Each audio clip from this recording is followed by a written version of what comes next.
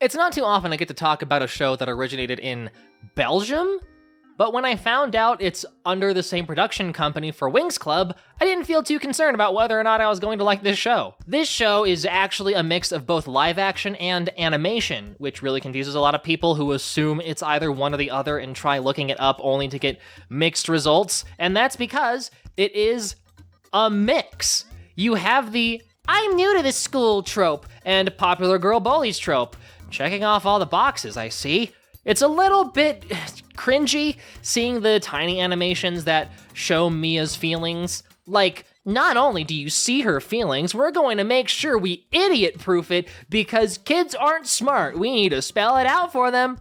Now, that's obviously not true, and that's obviously not really what they're thinking. I have no doubt it was just to establish from the get-go that this is a mixed show, but it's hard not to feel that way. Mia's parents left her a DIY project book with poorly tracked images on blank pages. Mia gets a bracelet that Magical Girl transforms her and transports her to the fantastical world of 3D Santopia. You know, they really like making the hair super shiny in these shows. I personally like it.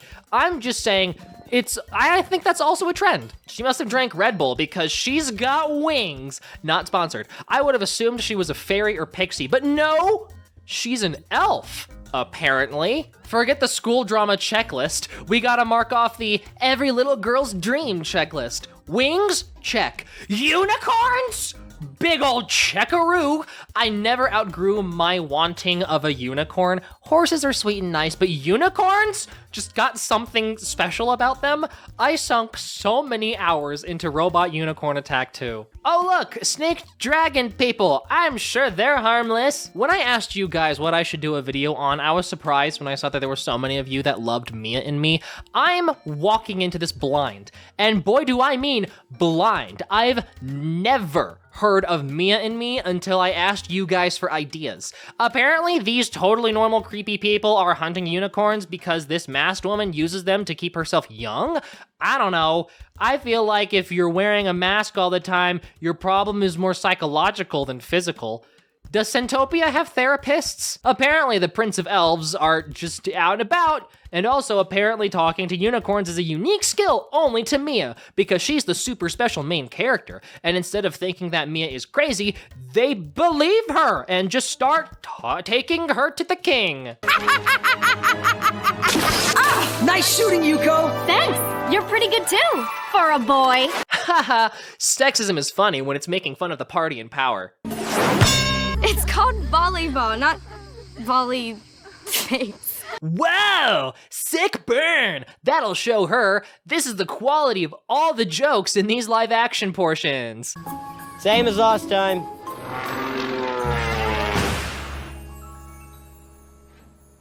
Okay, I'll give them props.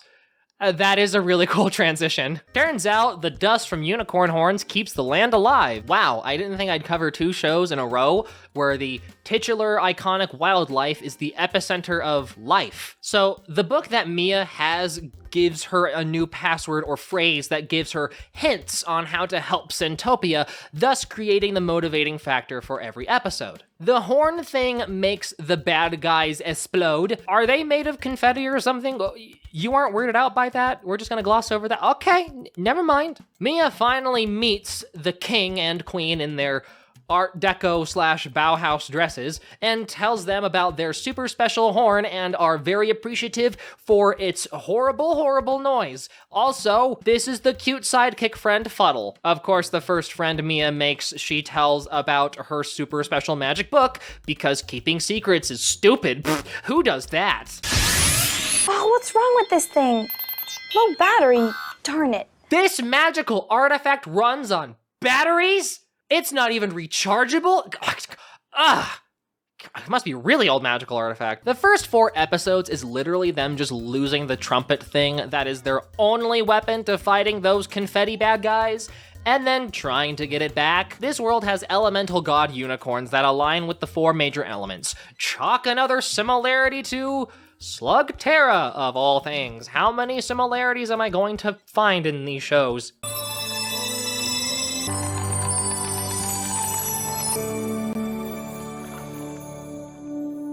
I'm gonna tell my kids that's how all babies are born. What kind of a unicorn has wings? Princesses?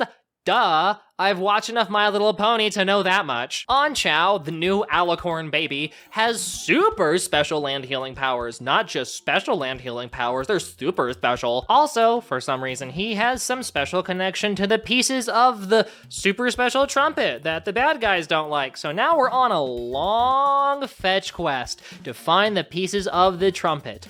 All 19 extra pieces. This is going to take all season, isn't it? And then he loses his mom. If I'm going to be frank, when comparing the show to Winx Club, which it's hard not to, this show doesn't really have much to differentiate it. The only big difference are the escapism fantasy of having Mia having to live a double life, which they haven't been really leveraging for their story whatsoever.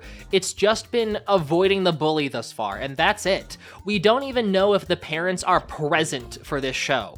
Other than that, there's the mystery of the Daily Oracle, or, you know, whatever the word of the day the book tells Mia. Besides that, it somewhat feels like Rainbow saw another show with magic fairy-looking people and decided to nab it up to repeat the success of Winx. Is it charming and cute and fun? Of course. And if you want more of this classic fantastical sort of show, then Mia and Me delivers on that fun, but if you're looking for something that has those elements in a new way, thus far, it's not quite delivering. The animation is gorgeous though. I think the biggest problem is that we aren't really fleshing out the world or the culture. We have the foundation of the unicorns and how they're important to the world, but how everything else works, well, we just don't know. The Pans, the goat people like Fuddle, they aren't even present other than Fuddle. The elves? We've only seen the king and queen's castle and that's it. We don't know where they live or how they've changed. It feels like it's not a world. And don't get me wrong, the importance of the unicorns and focusing on them makes sense, but we don't even get to see anything that would allude to an actual world, especially since most everything looks exactly the same. You either have the forest with some small changes for waterfalls and grottos, and then the blighted lands for the bad guy, and that's everything so far. The most interesting they've done in the real world is establish that only Mia can travel to Centopia, so even if her stuff gets stolen, they aren't going to find out her secret. That's what happened. Yep. So it started when... Wait, is this gonna be about flowers and things? Pretty much. Great.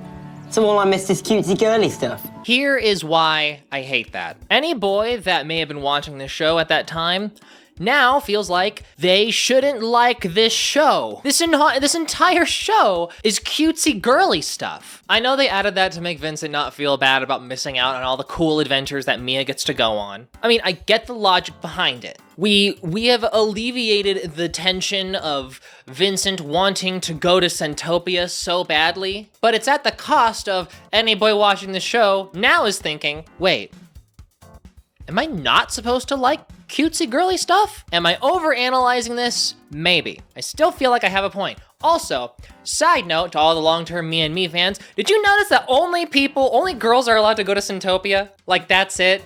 Like, they break their rules a million times? Oh, it drives me insane. Vincent deserved to go to Centopia. It's like this weird rule where it's like, no, only girls are allowed to go to Centopia. No boys allowed.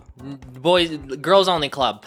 Whatever. I'll get to that later in the video. It drives me insane. Because the original masked and vain antagonist isn't interesting and stays in her tower all day, they introduce Polypheus, a more chaotic neutral force that actually gets off his butt and goes to do something, motivated by greed. Still not the most interesting, but geez, anything is an improvement.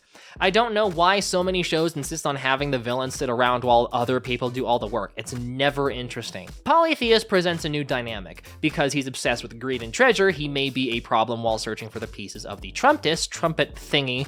He'd realize it's worth stealing and selling it back if he finds the pieces, or just generally being a selfish jerk that makes things more difficult. Hey, quick question. Anqiao's mom was captured by the person that wants unicorn horns. So does that mean Anqiao's mom is dead? Was that just like a nice, friendly way of them saying, hey, she's dead now? I was wondering why they aren't going to rescue her and are focusing solely on getting the Trumptis. And first I'm like, oh, because the Trumptis is like the one thing they have to defeat Panthera, whatever her name is, ugly Basque witch girl. And then I stopped and realized maybe they aren't going to rescue her because she's dead. Also, correct me if I just missed this, but how did all these pieces of the Trumptus wind up where they are? Bad masked lady smashed it. Did she order the servant girl to spread them across the world, or did they magic their way to where they are? I get that it's supposed to be a MacGuffin for every episode to make the writing easier because they don't really have an actual plot, but still, I want some answers. Now, here's what really confuses me. The elves are supposed to be some sort of magic protectors for the unicorns, and the unicorns have all these secret rituals that happen that the elves aren't allowed to know about. Heck, they didn't even know how the unicorns gave birth until Mia popped in. My question is, why? Why can't they see it? Why are the unicorns so secretive? I could understand if it was because of Masked Evil Lady, but that's not it. Even before Masked Evil Lady, they kept their culture secret. Why? The elves are allies. Am I asking too much from a kid's show? No, I'm not. Kids have brains too. Just because their brains are developing doesn't mean they don't work. The live action story doesn't really pack a punch. It mostly just focuses on Mia being a better friend to her roommate than the bully prep girl. And her roommate slowly decides to stop being friends with Prep Queen and has a change of heart.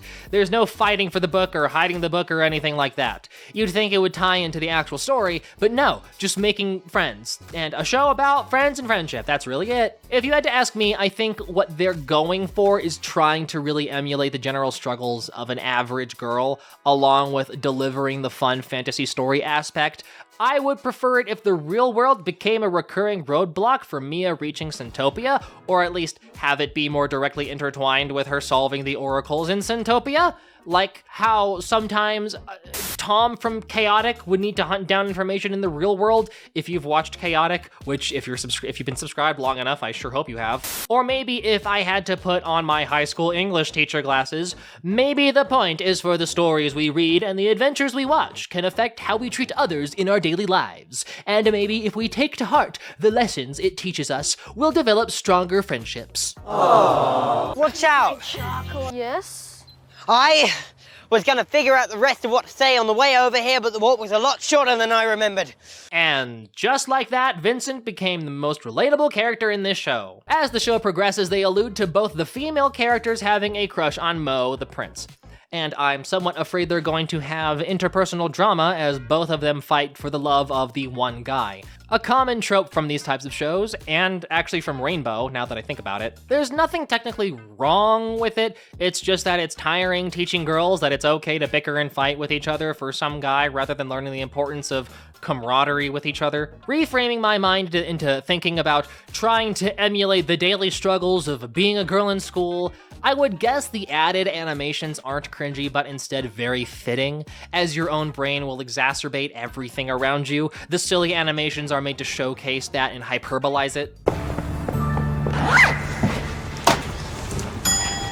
Wait, that's the ring her friends from Syntopia gave her. So you're telling me that she can bring things to and from Syntopia? This opens so many possibilities. You can literally start bringing a bunch of magic artifacts into the real world. I don't know if it'll still be magic, but you can bring your friends food. Oh geez, they're even covering the chocolate fundraiser. They really are hitting hard with your average school experience. I thought this was just an American thing. Did you guys like those chocolates? I always thought they were absolutely incredible. My sister and I ended up eating most of it rather than selling it. Surprisingly, Polypheus is noticing how the land is being ruined thanks to Panthea. And he even helps them by giving them a Trumptus piece, or pretending to drop it so that they can find it and maintain his business-like ethics. So Polypheus may actually be more of an ally than not. After seeing a bunch of unicorns get stolen, they follow and spy on the homunculus to find out that they don't kill the unicorns. Lyria, Anshau's mother, is alive, and now their resolve is doubled, knowing that fixing the Trumptus won't just put a stop to Panthea, but also save the tortured unicorns. They eventually gather enough trust with her roommate to let her know that she's a fairy superhero. Not sure if this'll be important, but I'm adding it just in case. She also forgot her bracelet, so she's stuck in Syntopia. So now the real world and Syntopia are reliant on each other in some way. Vincent gets to be in the hot seat and figure out a way to get Mia back. It only took the entire season. But hey, better late than never. Panthea's ravaging of the land has left the water dome and their water blasters dried up, and so Gorgana decides to do a full frontal assault of the castle in order to get Anchao. Using the elements they established throughout the season, they ask the elemental unicorn, specifically the water unicorn, for help, and the water unicorn leaves them on red. While Panthea is distracted, the guards at her castle should be next to none. Now is the best time to rescue all the trapped unicorns. I think she's trying to warn us.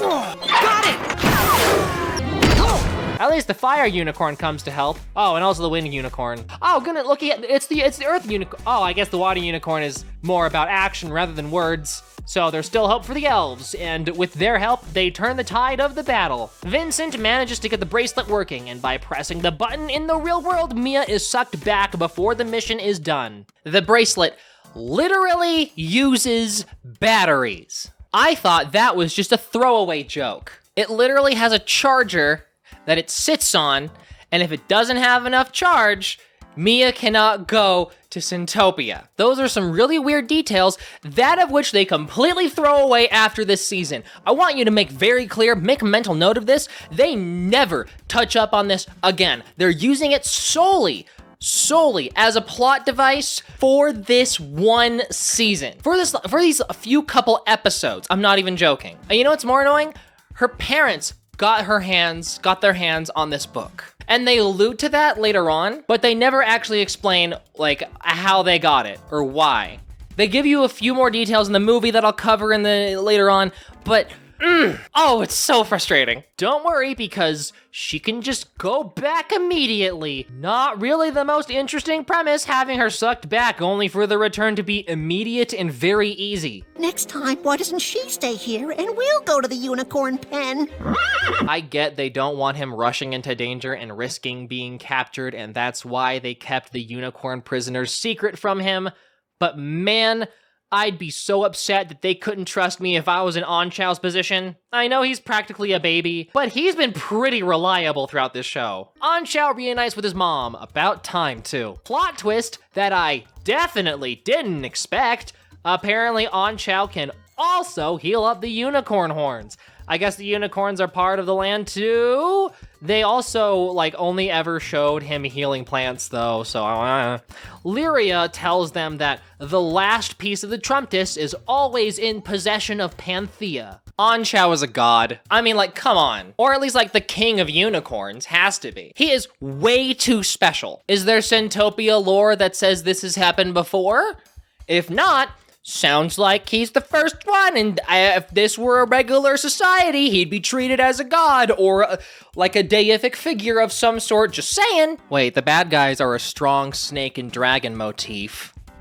Oh my gosh, they've never shown Anchao's father. He was born, possibly, from a virgin. Is he Unicorn Jesus? Mia just insults Panthea until she gets angry enough to be close to Mia, and she uses Panthea's greatest weakness as a distraction to steal the last piece of the Trumptus. Fuddle uses their dragon friend. Also, they made friends with a baby dragon to get rid of Gorgana, you know. And Anchao finally gets center stage to fight against Panthea while Fuddle frees Mo. With the Trumptus complete, they destroy the homunculus army, and also Panthea's magic anti-aging glass breaks. Panthea also gets poofed by the Trumptus. Frankly, this was a pretty good, kid-friendly way to stop the big evil bad guy.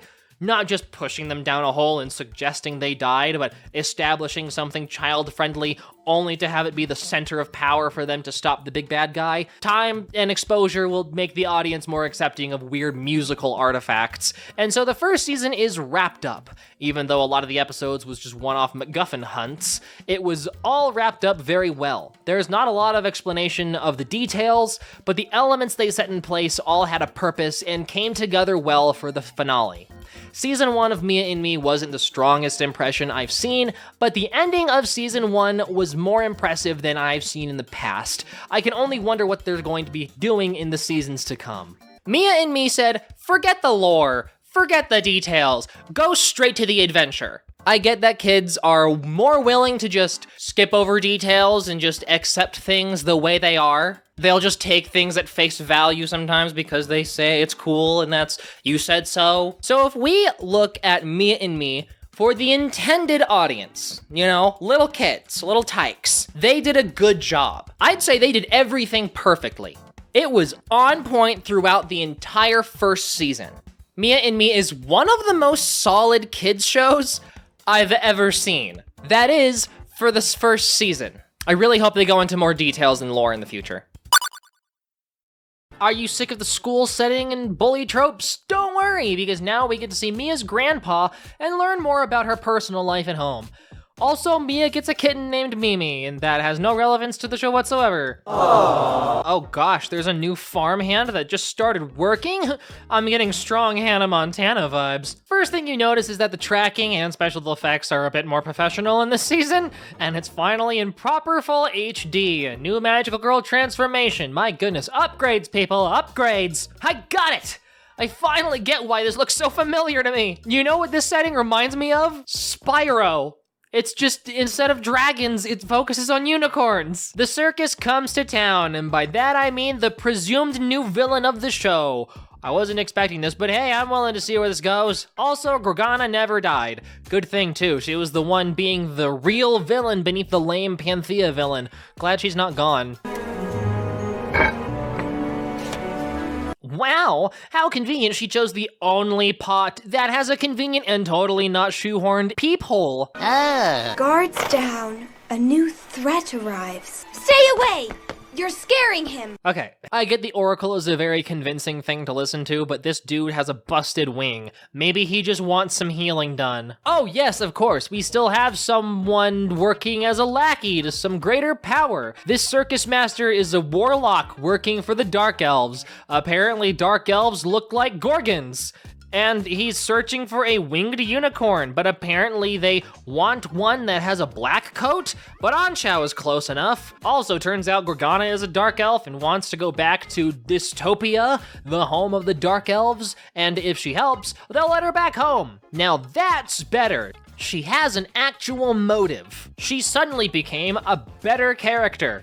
Amazing how all you need is the bare minimum foundations in order to make a character interesting. Okay, be honest with me in the comments. How many of you that grew up with this show were horse girls? I bet all of you watched Spirit, I know you did. Get away from my horse. It can't be. The appeal of overused tropes was just too tempting! Just to make it super extra obvious, the Trumptus is useless now since it's only effective against Homunculus and Panthea. Wait, what was Panthea? Was she a dark elf? Is the Trumptus powerful against dark elves or just Homunculus?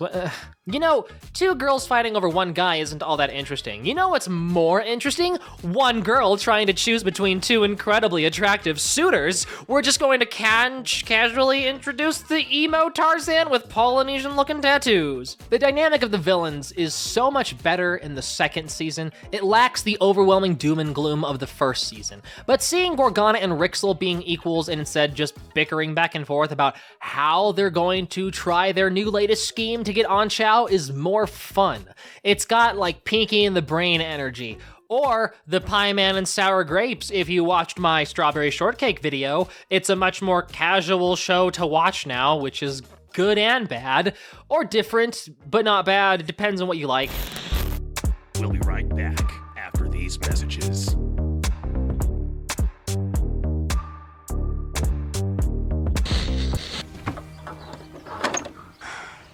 Still not. What?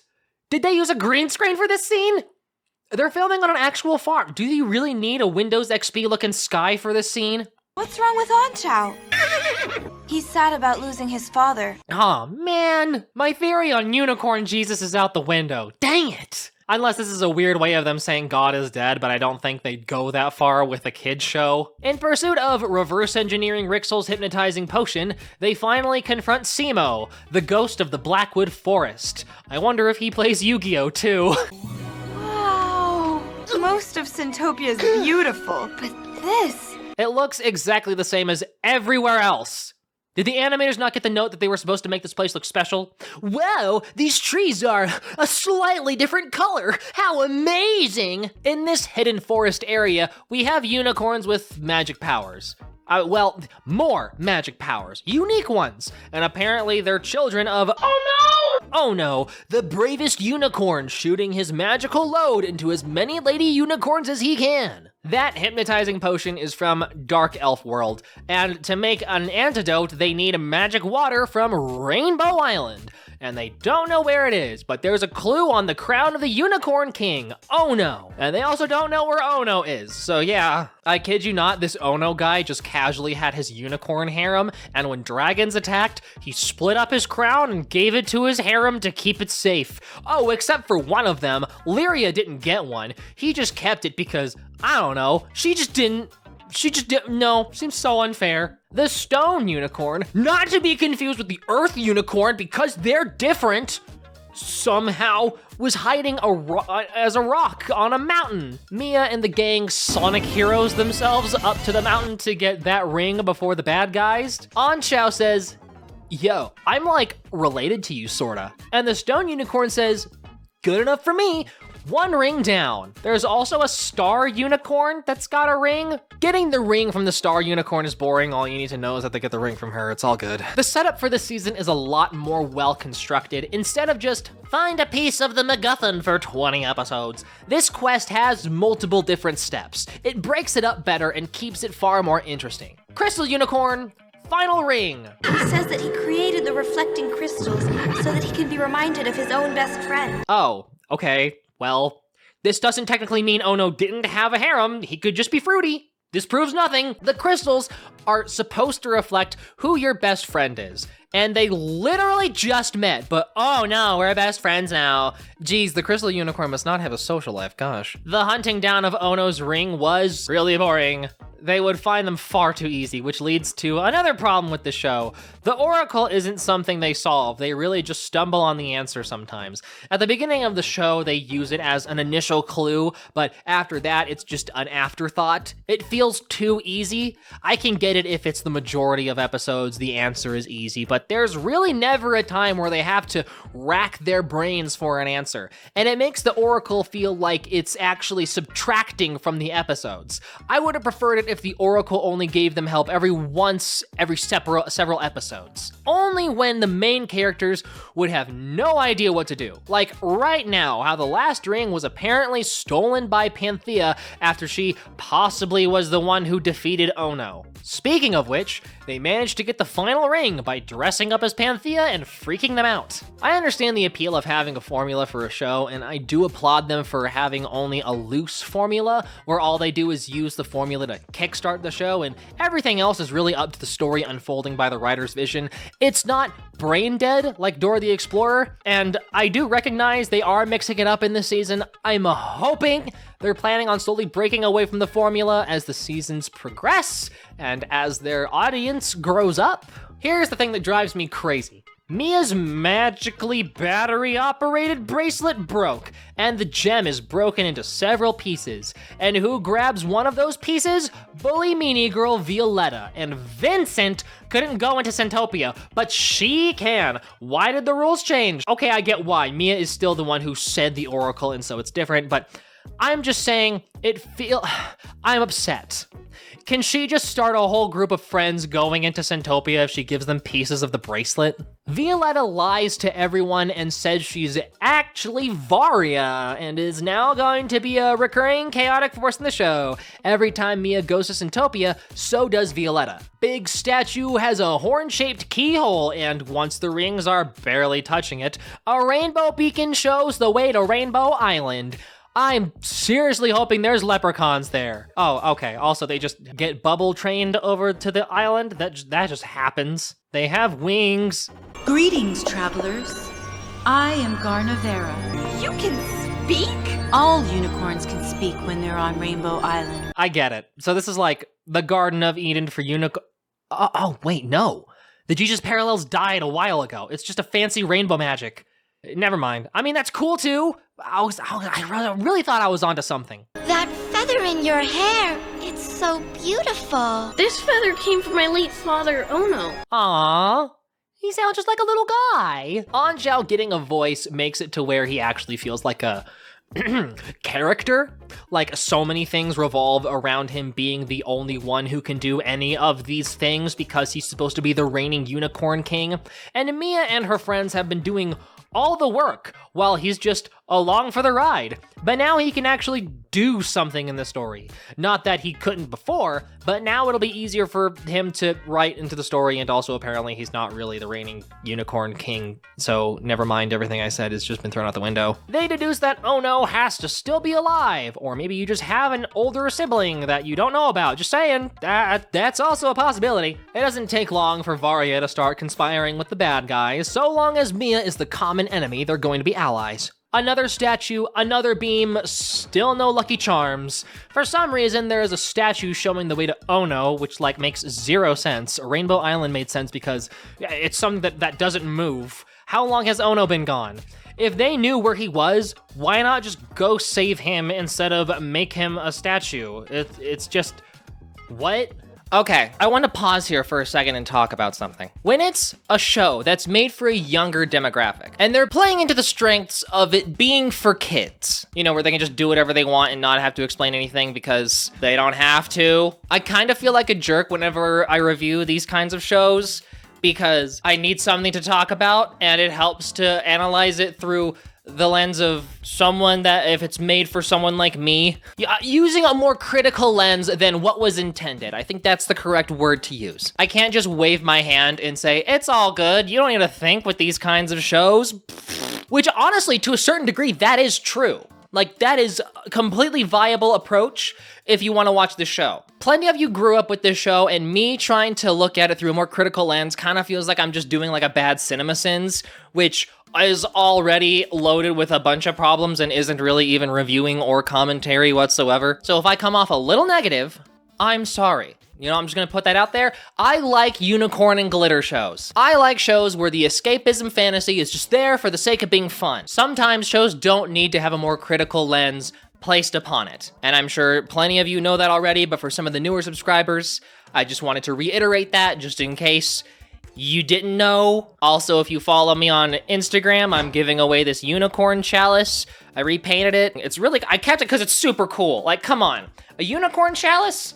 And it's a metal interior, hand wash only. I'll wash it before I send it to you guys. Unless you DM me saying you don't want me to wash it and you just want my saliva and my germs. No judgment here. Turns out Ono was iced. No, not like that. I mean, he's trapped in ice. This unicorn froze him to preserve his body, waiting for help. I mean, I'm just saying, in reality, that would kill him, but hey, good intentions. They dethaw him, and we see the unicorn version of Kylo Ren. First he's dead, now he's not. Death isn't allowed in children's cartoons. Family reunion.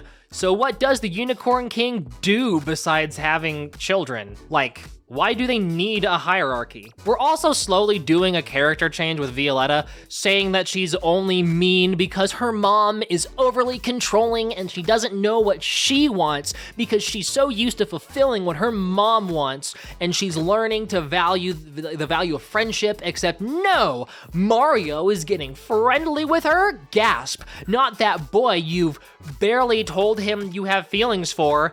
Oh my goodness, she could have a double life and never be caught. Oh, she could have two families if she wanted to. That's a little messed up. Wow, we're sharing the secret with another person. This time it's for even more ridiculous reasons than before.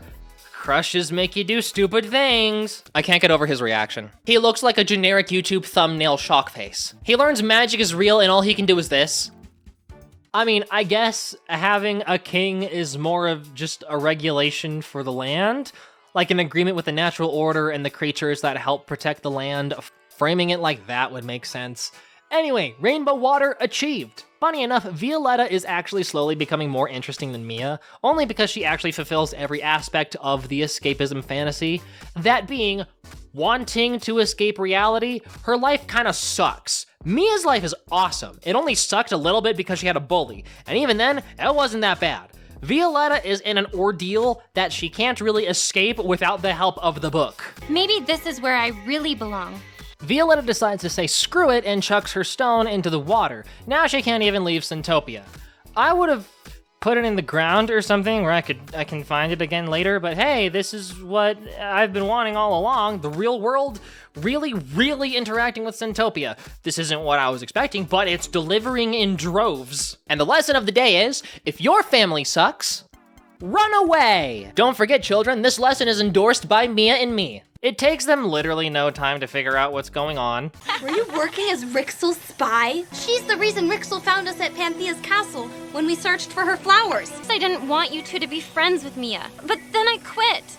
And I've really changed now. But you've put the entire kingdom at risk. I'll need your ring back. Of course, Simo finds Varia's necklace.